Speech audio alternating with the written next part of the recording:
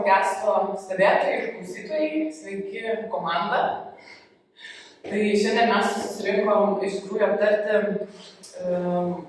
Erasmus Plus projekto, kuriame šiuo metu dalyvauja Ugniagesių gelbėtojų mokykla kaip viena iš partnerių scenarijaus kūrimo.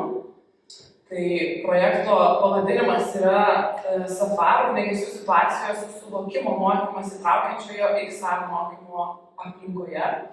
Ir mokykla šiame projekte dalyvauja su keletu scenarijų, Ir vienas iš jų buvo mano sukurtas scenarijus apie derybas su savižudžiu.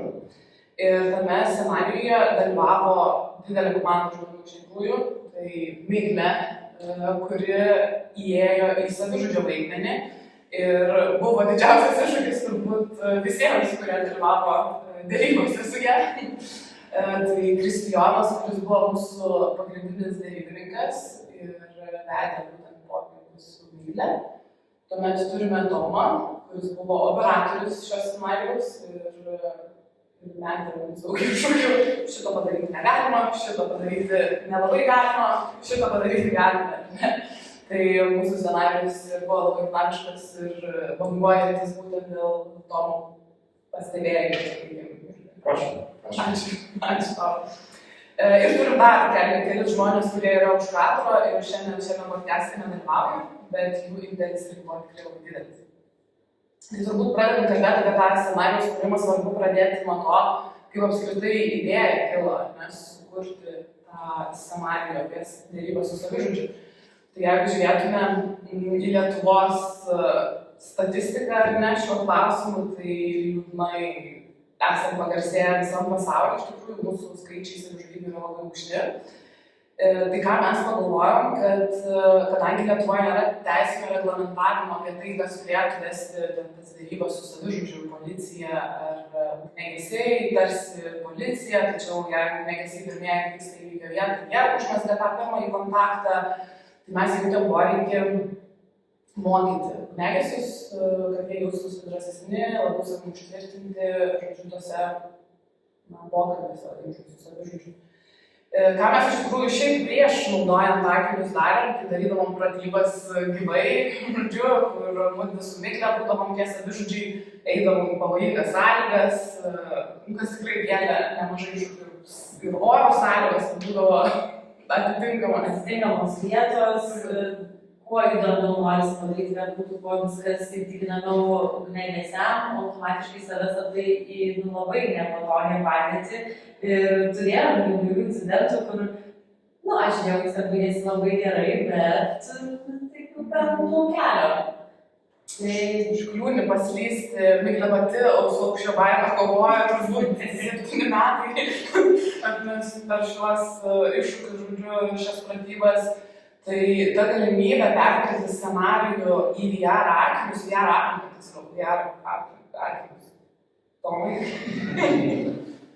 Naudojant 360 nuotraukas video medžiagą, taip kad pasinertum pilnai į virtualią realybę, kuri nesukurta programiškai, bet padaryti iš tikrųjų nuotrauką ir video.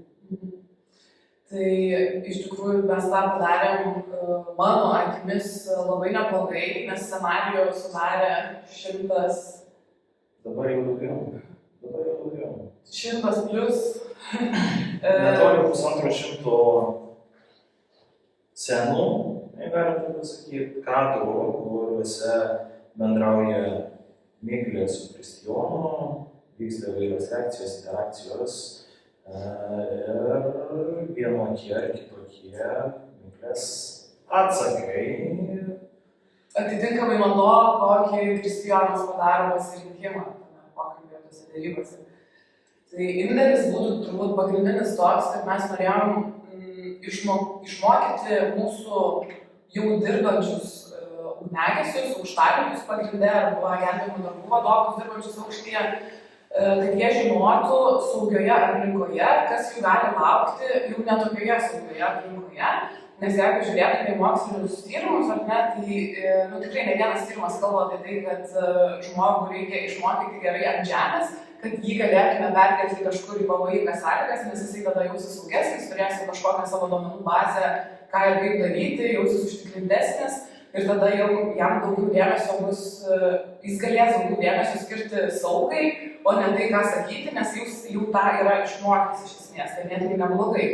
O pastebėjau, kad kai, pavyzdžiui, per paskaitas aš sakau, ką sakyti rekomenduojama, ko nerekomenduojama, tai būna neina pro vieną ausį, pro kitą ausį išeina, o kai jie turi galimybę užsidėti akinius, patirti viską iš esmės realiai ten būnant, ar ne, pamatyti pasekmes, jie įsimena tą informaciją daug stipriau, pavadinkim, daug giliau įsirėžia tą informaciją, tada, kai galima jau tikras pratybas, jie elgiasi jau visiškai kitaip, negu kad elgtųsi, tai manęs, pavyzdžiui, pasiklausė.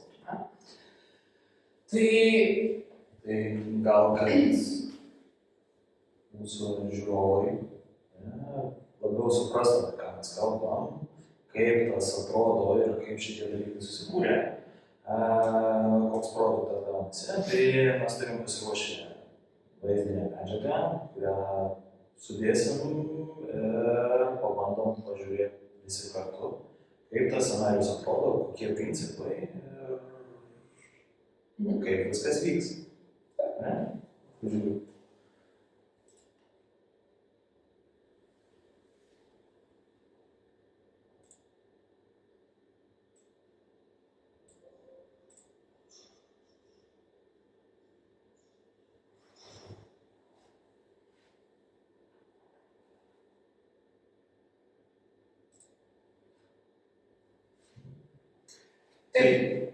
Tai principo, kokį būstė sugalvojus buvo, tai kad yra atliekamas veiksmas, derybininkas užduoda klausimus, bendrauja su būsimu savižudžiu, Miglė šituo atveju, ir yra keletą pasirinkimų, ką jisai gali pasakyti. Ir jisai turi išsisukti iš situacijos, suprasti, kokie rizikos veiksniai yra, ką galima sakyti, ko negalima sakyti ir atitinkamai atkeliauja Miglės atsakas, taip kaip sakėm anksčiau. Ir tų pasirinkimų gali būti vienas, gali būti 2, 3, 4 ir jie nuveda į skirtingas vietas, kur gali nebegrįžti atgal, arba dar kai kuriuose vietose galima įsivaizduoti. Ja, tai yra 3 pasirinkimai dažniausiai. Vienas pasirinkimas yra tas jau teisingasis, kuris veda prie tos laimingos pabaigos, tai reiškia Miglė išgelbėta. Kitas yra visiškai blogas pasirinkimas, kuris veda į tai, kad Miglė iššoka pro langą, ar ne? Ir trečias pasirinkimas pusiau geras, tai reiškia, kad jisai nebūtinai yra tas jau tinkamiausias, bet iš jo dar galima vėliau kažkaip grįžti tą teisingą kelią, ne? Tai mes žiūrėsim dabar tą trečią variantą, kurį aš minėjau, ne? Nepaminėjau. Pažiūrėsim.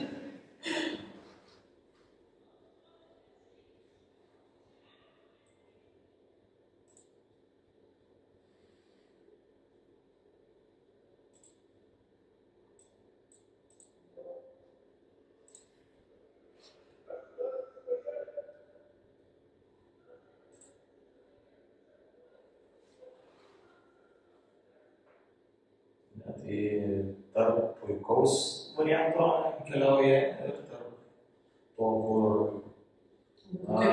vidutiniško.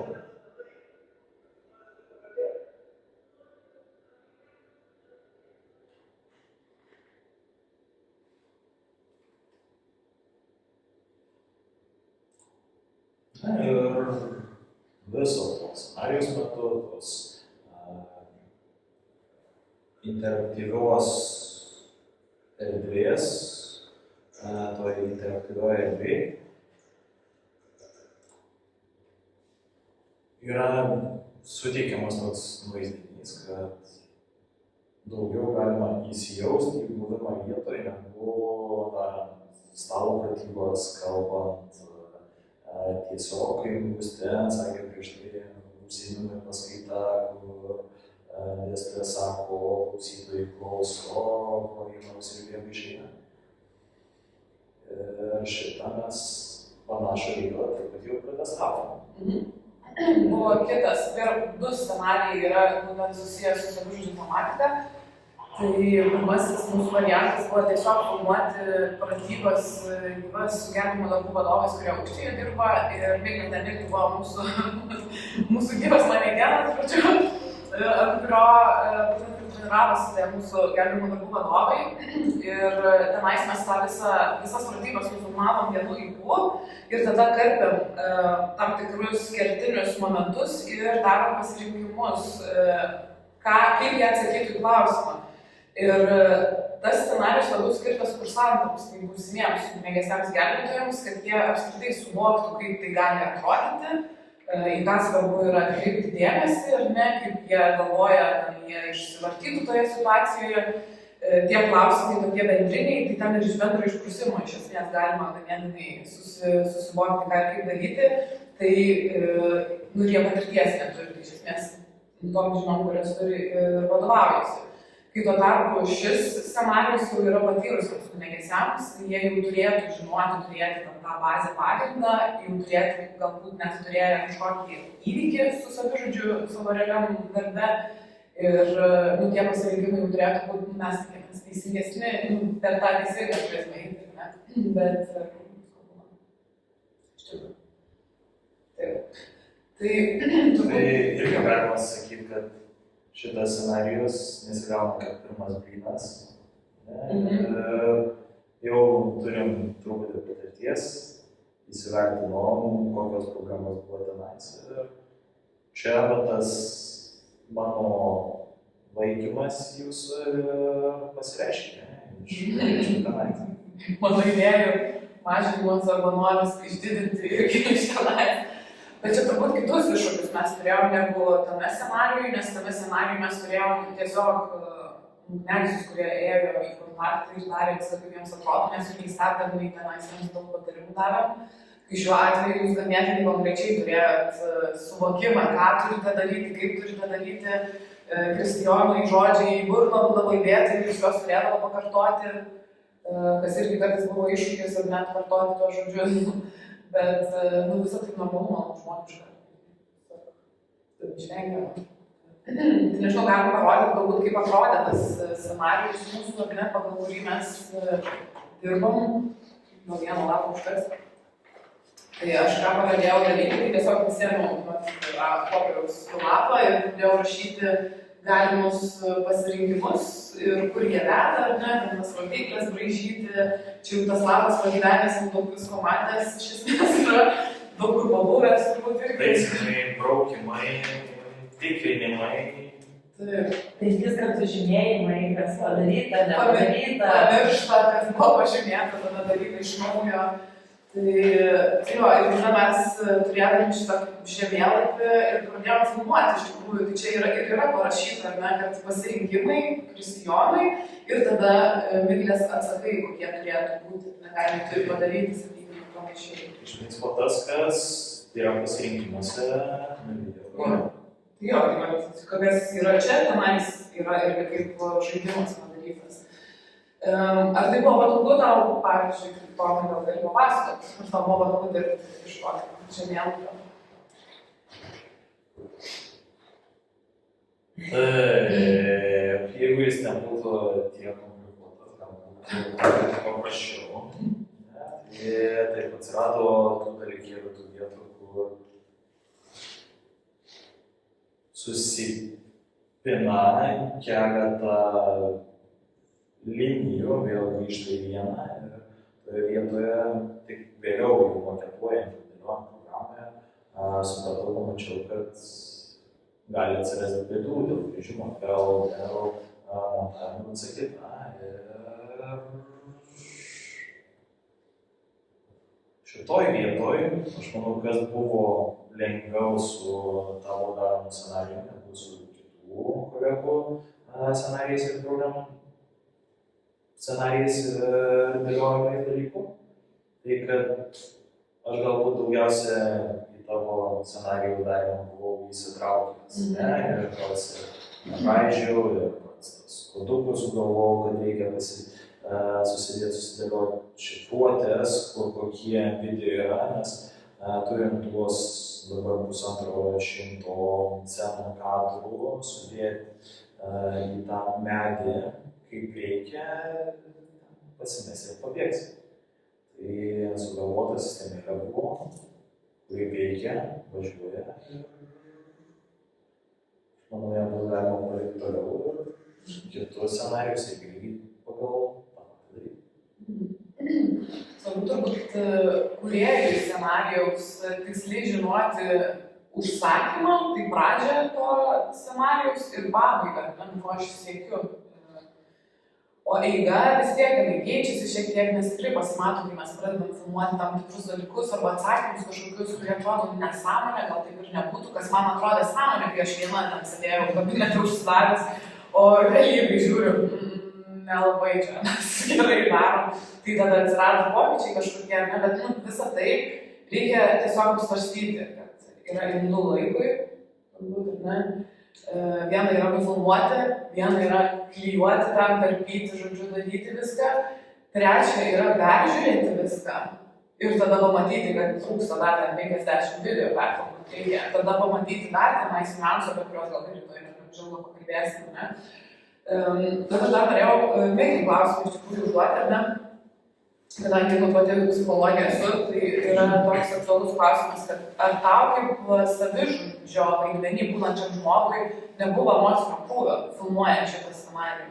Tai turbūt būtent su šituo scenariju visiškai nebuvo jokio, nes pačios emocijos buvo gerokai mažiau. Jeigu ir spėjai įsijausti ten, ką man Kristijonas pasakė, ir spėjai dar sureaguoti, kad aš čia turiu ar supykti, ar man čia turi patikti, ar aš jau šoku iš tikrųjų pro langą, nes jis man tą pasakė.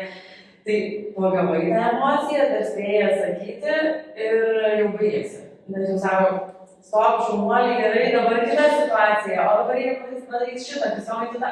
Žodžiu, nebuvo kada taip įsijausti į pačią emociją ir į patį tą vaidmenį, ir žodžiu, tai toli gražu nesulyginti su tuo, ką mes esam dariusios svajų tikrose pratybose, kur išeini po pratybų ir sakai, gal mes galim pasikalbėti, nes man viduj sunku, nes tikrai išgyveni nuoširdžiai, kad tu tą emociją, kad tau tikrai taip yra blogai, kad tu tikrai ten nori, kad tave išgelbėtų, arba net nenori, kad tave gelbėtų.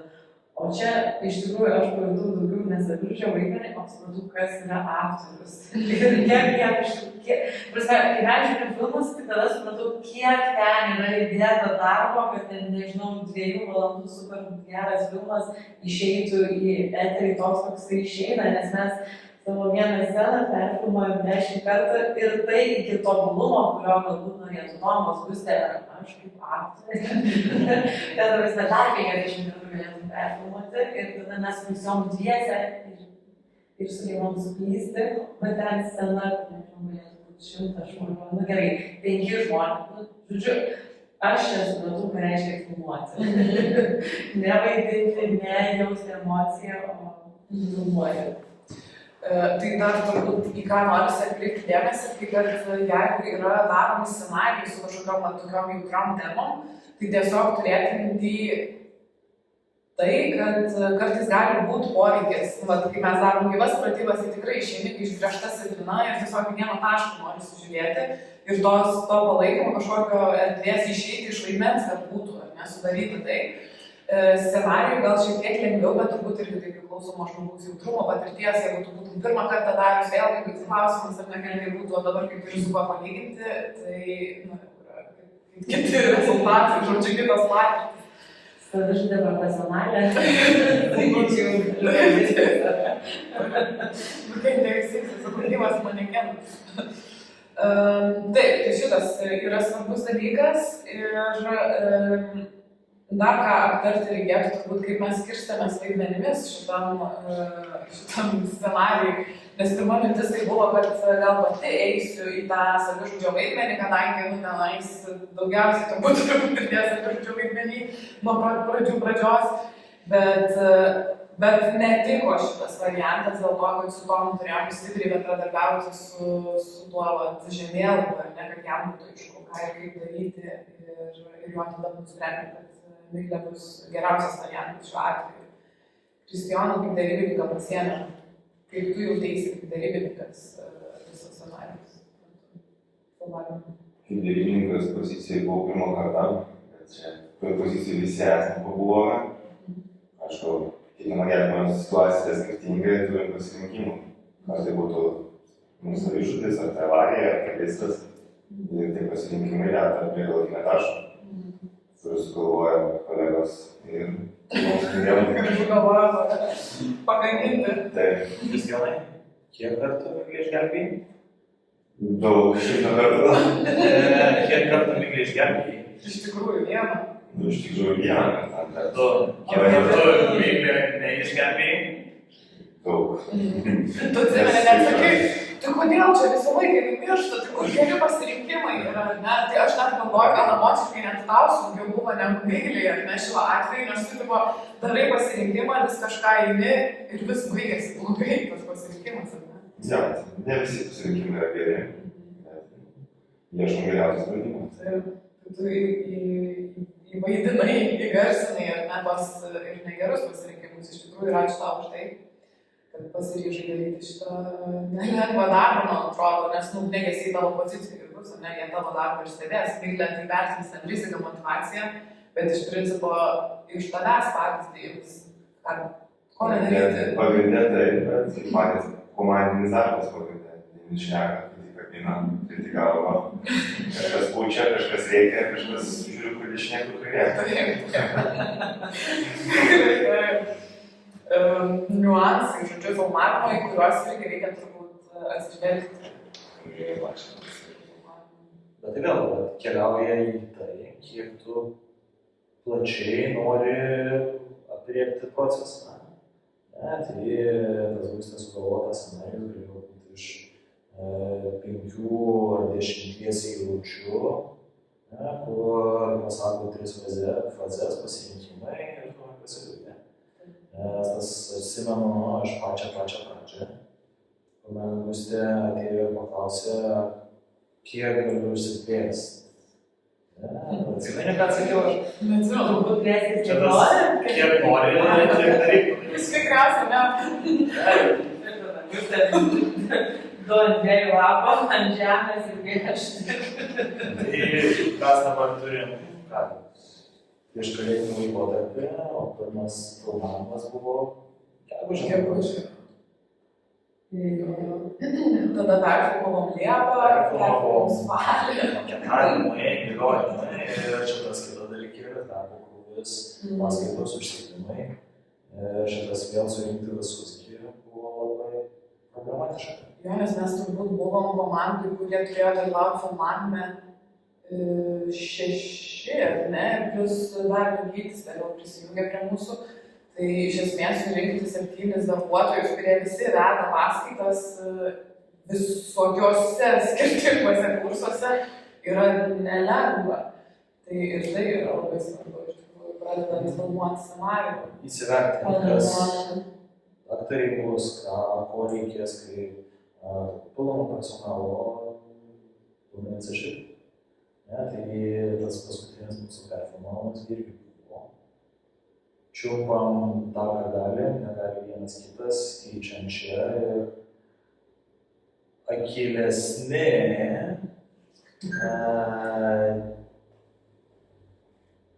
kursų dalyviai, tie, kas žiūrės per akinius ar per kitas platformas, kur parengs tą scenarijų, galbūt matys, kad tas antras žmogus, kuris buvo vienoje vietoje, pasikeičia truputį. Taip.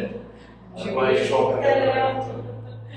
Ir tie patys performavimai jau paskui maketuojant darė tą procesą filmavimo, laiko tarpas pasikeitusios ir truputį pozicijos vienoje vietoje kitoje.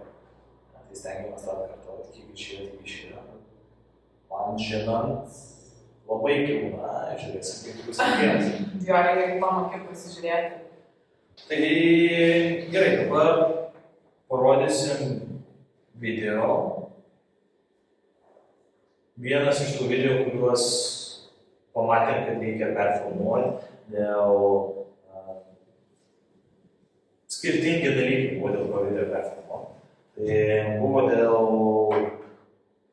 netinkamos kūno kalbos, netinkamų žodžių, netinkamų veido mimikų emocijų. Ir vienas iš dalykėlių buvo, dėl ko daug perfilmavau, tai buvo tas blogi Kristijono pasirinkimai, kurie sąlygojo Miglės iššokimą iš pastato. Sakykim, tai pradžioj galvojom tiesiog, kad atsitraukimai. Bet po tam tikro laiko filmavimo, kada visiems viskas pradėjo atsibosti. Išvirto emocijos ir šitas filmavimas teatre labai daug tų dalykų, kurie keičia dinamiškai pagal situaciją. Ir pamatėm, kad tiesiog pasakymas, Miglės atsitraukimas ir tas iššokimas neišeis, neveikia, tai nusprendėm, kad reikia atsakyti. Tai čia turim paruošę tą video, kaip jisai atrodė prieš. Ir jau pirmą filmavimą ir paskui kaip jis atrodė perfilmavimas, tai gal pabandom pažiūrėti. Miglė nieko neatsako ir atrodo viskas labai keista. Tiesiog mėgdama. Tikrai keista. Nors pirmą kartą filmuojant nebuvo keista. Čia tas ir gavosi, taip suplanuota, filmuojam taip, viskas gerai, važiuojam toliau. Ir tada kažkurioje vietoje prasiveržė tos emocijos. Miglė pradėjo atsakinėti, jam tiesiog dinamiškai natūraliai, ne tam iš vidaus kilo tokių emocijas. Ir tada pamatėm, kad 100 kartų geriau yra, tai yra atsakas kažkoks, nes turbūt jisai ir būtų realioje situacijoje su savižudiu ir nebus taip ramu, kad jisai savižudis žiūrės ir tiesiog šoks pro langą. Mes čia galim skirti didelių, kad jeigu tu tiesiog natūraliai iš vidaus nori atsakyti, net jeigu neturėtų savižudiškų minčių, tai čia norėjosi, bet kadangi pagal scenarijų režisieriai mūsų griežti aiškiai pasakė, kad Kristijonas pasako tau, tu atsitrauki. Tai vykdau.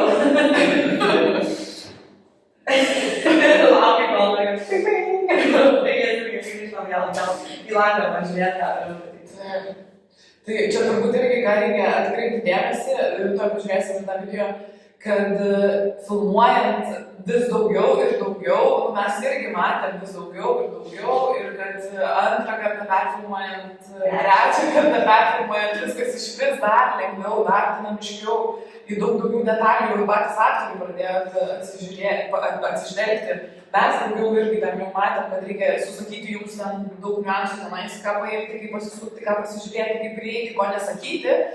Ir tada taip tobulą viskas, net sėdėjom paskutinį filmavimą, sako, gal viską reikia perfilmuoti. Bet girdėjom, aš tikrai girdėjau šitą mintį, čia gerai, kaip reikės dabar visą pradžią perdaryti, o tada turi... Gal galvoju, būk pati savo žodžiu. Jau visai nebesinori.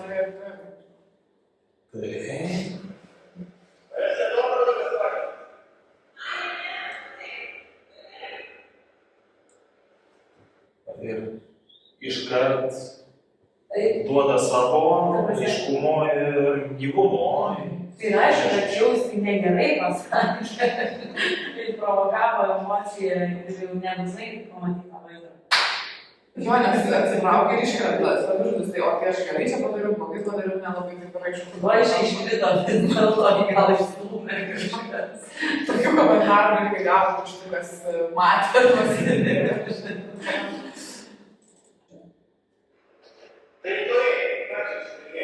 Čia aš išsipirkinėjau, nu pažiūrėk šitą.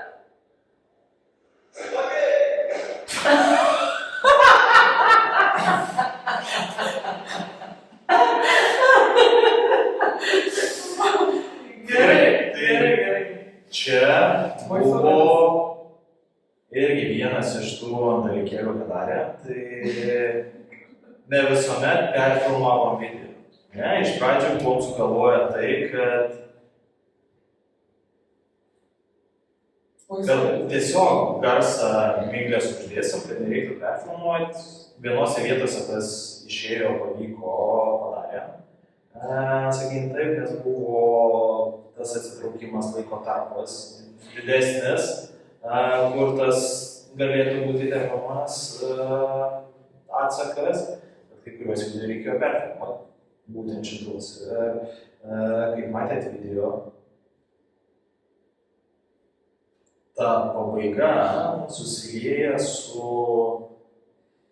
nukentėjusio miglės manekeno iškritimu iš pastato, iššokimu.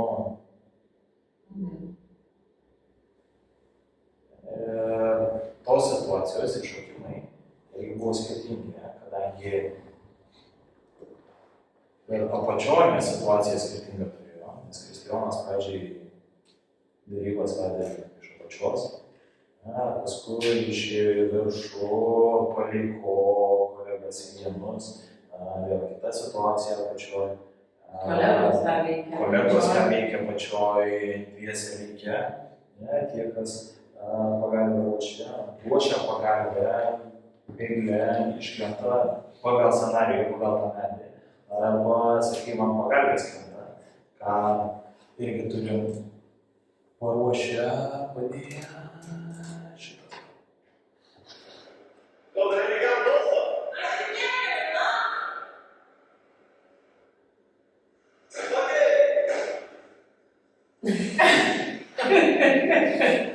Čia turbūt irgi reikia atkreipti dėmesį, kad iš pradžių mūsų kolegos pagalbininkai Kristijono nereagavo, bet vėliau irgi dinamiškai pradėjo reaguoti ir sušaukė kažką ir pribėga prie to kritusio.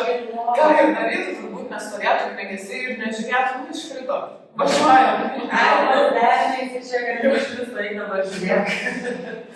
Tai jo ir tie dalykai yra labai svarbus, kad ne tik tai du svarbiausiai žmonės yra pagrindiniai aktoriai, bet ir tie šalia esantys iš tikrųjų irgi didelė.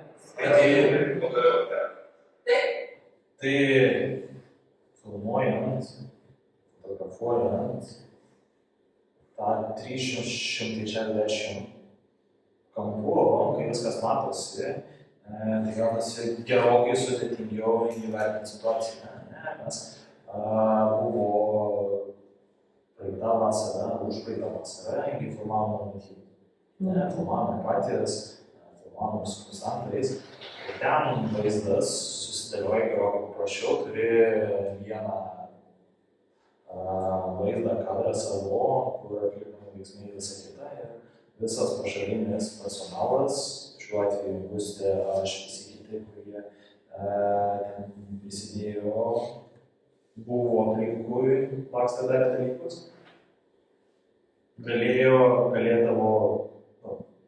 negalėjo stovėti už kameros ir žiūrėti, kaip vyksta, kas vyksta per procesą. Čia buvo sudėtinga, kokie išgyvenimai buvo, kad mes su Kristijonu liekam dviese.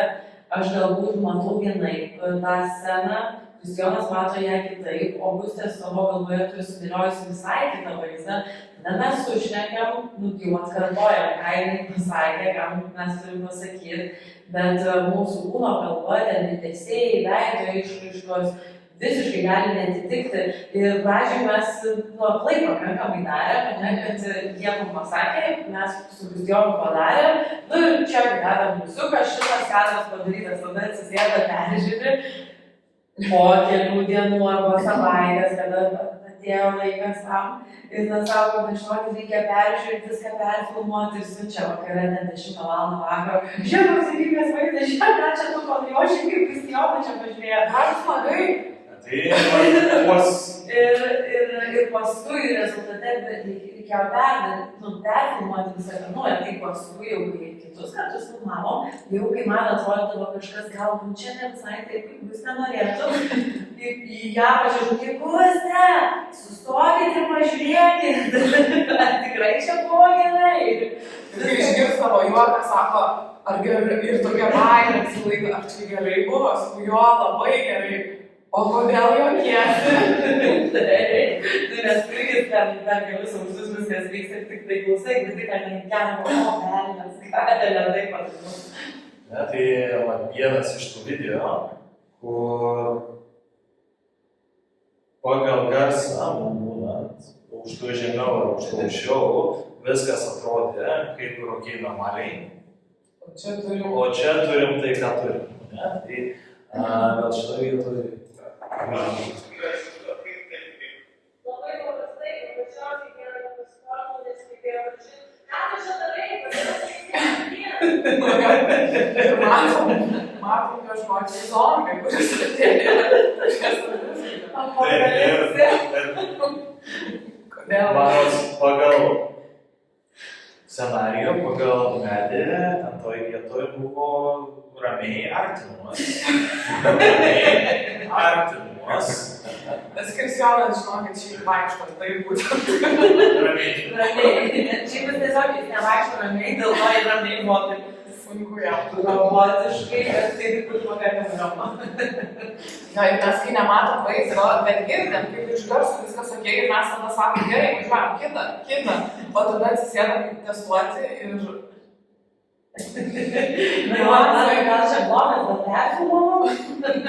Nėra. Jo, tikrai buvo daug... Tikrai šitie svarbus niuansai yra, filmuojant, nepamiršti tų vaizdo.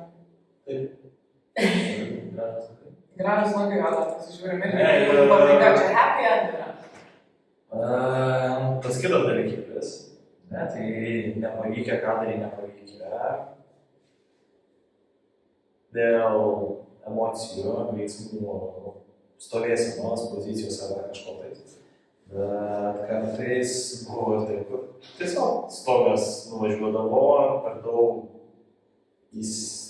prabūmė, pervargė, visą kitą, čia tas iš visų pusės. Iš mūsų pusės kartoji frazę 6 kartus, o ją vis tiek pasakome taip, kaip reikia. Ir tada jau taip sakau. Arba tu tiek susikaupi ir klausai, pavyzdžiui, ką Kristijonas pasakys, nes jo ilga frazė, klausai, jisai pasakė viską gerai, o aš nežinau, ką man sakyti. Bet ką tik pamiršau, aš tik kalbėjau, kad jisai pasakytų, kad aš spėjau pamiršti ir tada... Ką atsakyti? Arba padarai nesąmonę ir lauki, kol iš apačios ir dirbsi kažkokį tai rezultatą. Refleksija į tavo. Ir dar kitas dalykas, mes iš pat pradžių galvojom filmuoti ne po pasirinkimą atsaką, kaip darėm čia dabar, ką jūs matot, ne, bet po eilutę. Ir pamatėm, kad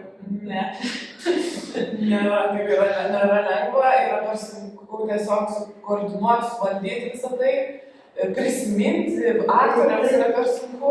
Nes kada tu improvizuoji, ką mes esame žmogus ar daryti, tai tu tiesiog žinai daugmaž į kur turi judėti ir tu taip ir ten kaip vedi, kaip išeina. Ir kuris bus vedlys ar ne, kuris pakreips į tą pusę, ar tas savižudis, ar dėrybininkas, ten nėra didelio skirtumo. Dėrybininkas pats greičiausiai supras, kad čia man šitą pasakė, kad vis dėlto aš čia galėčiau padėti, įvykdyti ten tą savo tikslą. O čia mes turim aiškiai ir tu negali atsimint, kai tau iš vidaus, tai kad aš noriu pasakyti, tu ten paskutinis, o man sako, pasakyk, va taip, ir tu krisk, gerai. Arba čia dabar filmuojant gerą tą pasirinkimą ir tam reikės dabar atsakyti, gerai.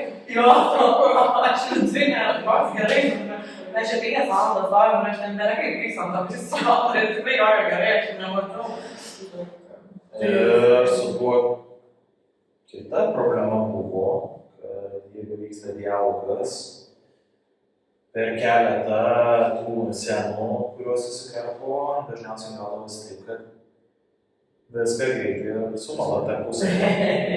O man, kai reikia maketuoti, filmuoti, karpyti, neturiu nei pradžios, nei pabaigos, nei protokėlį. Ten iš manęs buvo tas kiek kartų. Girdėjau, kad pauzės daryti reikia. Man atrodo, tu mus išmokė taip, kad tu net paskaitas skaitau.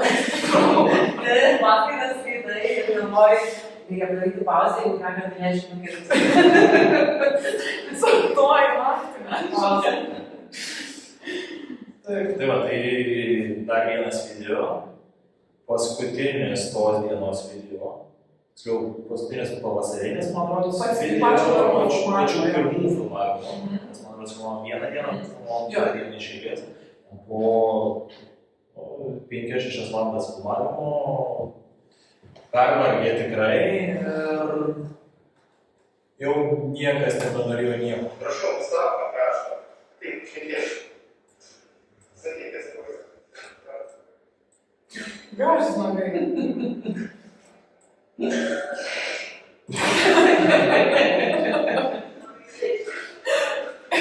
Nu, ir va šokiai, pavyzdžiui, estrada, ne? Nu, gal kam čia to reikėjo, bet čia buvo visiems tiesiog puiku. Ir Ir šitas dar galvojom, su maketuosim sudėsim. Atgimsim. Ir šitas mes buvom apačioj, nematėm šito, įsikėlus. Ne, nepaėsim. Taip, tai visi šitie dalykai turėtų būti apsvarstyti filmuojant arba tiesiog nusimatyti daug laiko perfilmuoti arba filmuoti po mažas dalis, peržiūrėti, lipdyti, tada vėl toliau filmuoti. Turbūt čia, nežinau, strategija, kokią pasirinksim, ne? To priklausys, nes tikrai daug užtruko, mes labai užtruko. reikėtų iš tikrųjų ir nepamiršti, kad vis tiek, kaip pirmas blynas čia šitas scenarijus, prasme, kur reikėjo išvaidinti vis, ne tik kad filmuoti ir paskui pabandyti. O mes jau ką darėm, to darom vis dar toliau, tai jau truputėlį kitaip ten dėliojasi. Kaip ir sako, Tomas jau turi savo schemą, tai mes jau dėliodami scenarijus suprantam, kur gali būti problema. Just eyes. Tai tu darysi, nes tu palauksi.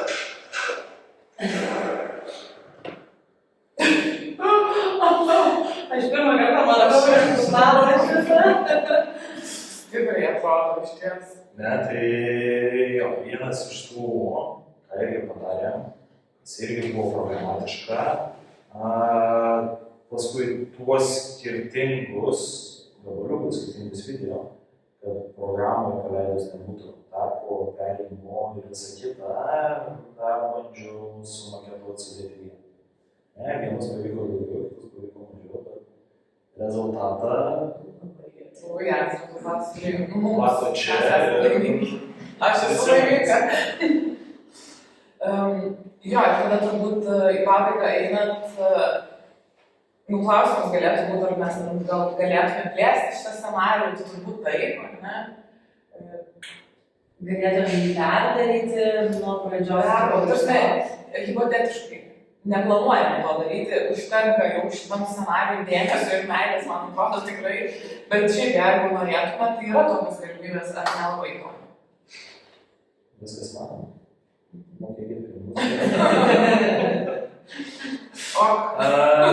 Ne, tiesiog aš manau, reikia įvertinti dar vieną faktorių.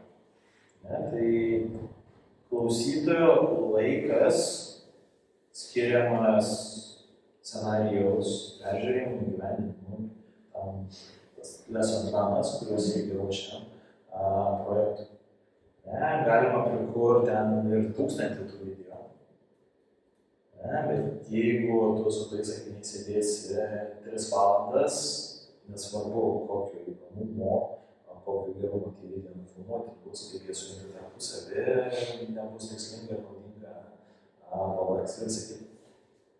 Ne, tai aš manau šitoj vietoj pasirinkimų yra pakankamai nemažai.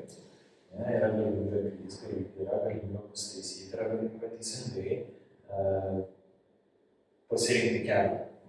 Ne, tai šitoj vietoj labai daug tų video nukeliauja į dedentus, kaip vadinam, tas blogasias pabaigas.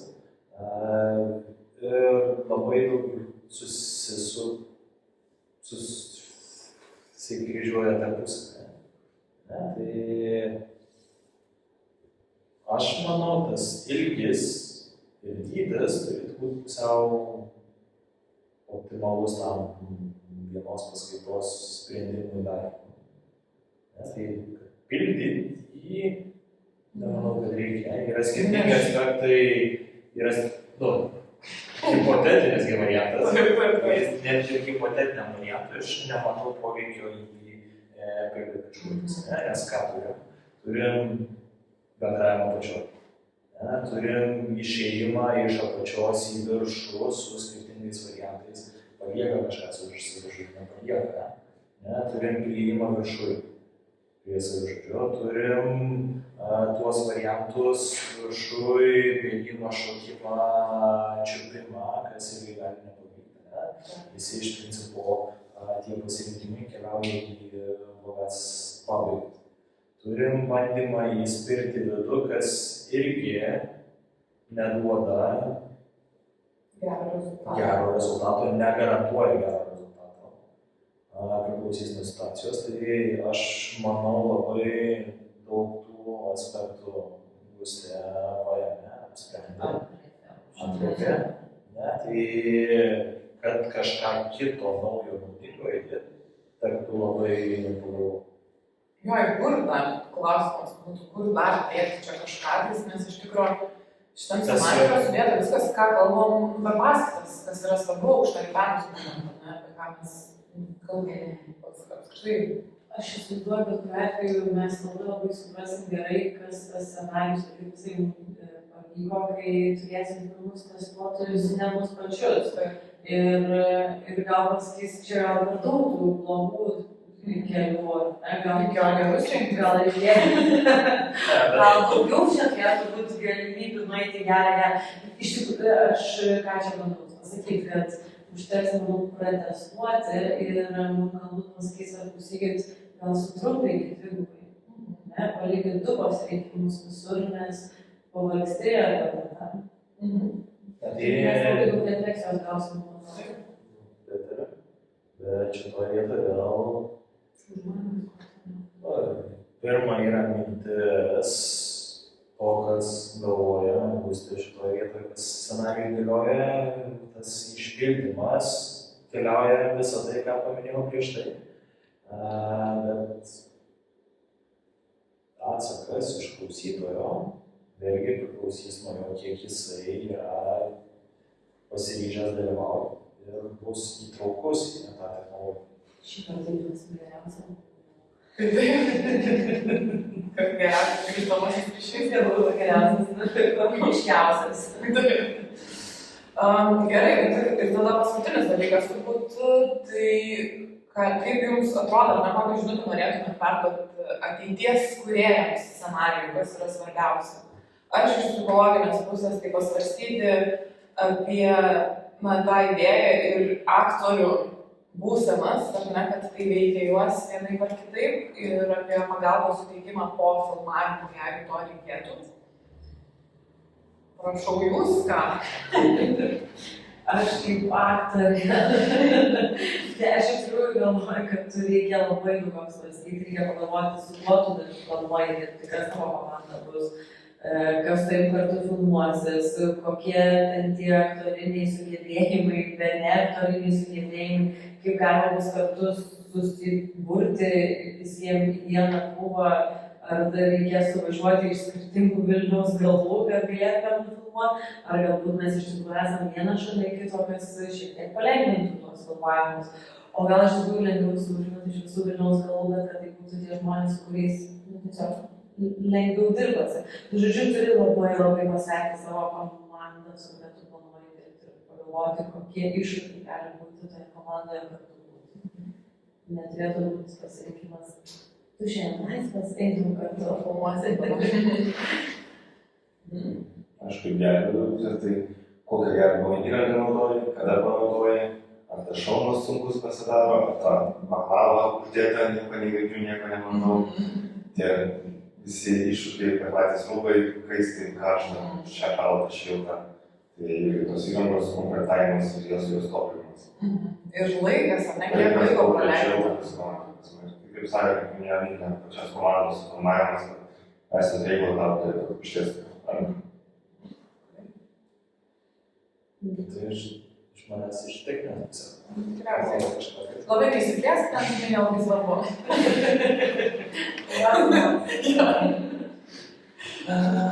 Šitoje vietoje aš pasakyčiau, tai planavimo procesas. Susiplanuoti, susidėlioti, ko reikės, kad planavimas ir namų darbų paruošimas. Kiek buvo ir kiek dėliojasi prieš einant filmuoti. Apsidėlioja šitą darysim. Reikės prisimės taip ir visą kitą. Čia tas lygiai taip pat šiandien ruošiantis. Tai apgalvoja prieš tai, pasiruošia, susidėlioja ir tada bus lengviau ir filmuoja. Ir galimai bus lengviau maketuojant, dėliojant ir dar gauti rezultatą. Tai man atrodo, mūsų komanda buvo nebloga. Tikrai rezultatas mano akim kaip sugalvotojai labai neblogas. Žiūrėsim, ką pasakys testuotojai. Tomai, ačiū labai už indėlį, karpant milijoną video, ieškant išeičių iš sudėtingų situacijų. Ir visiems kitiems, aišku, ačiū, kurie prisidėjo prie šitos scenarijus.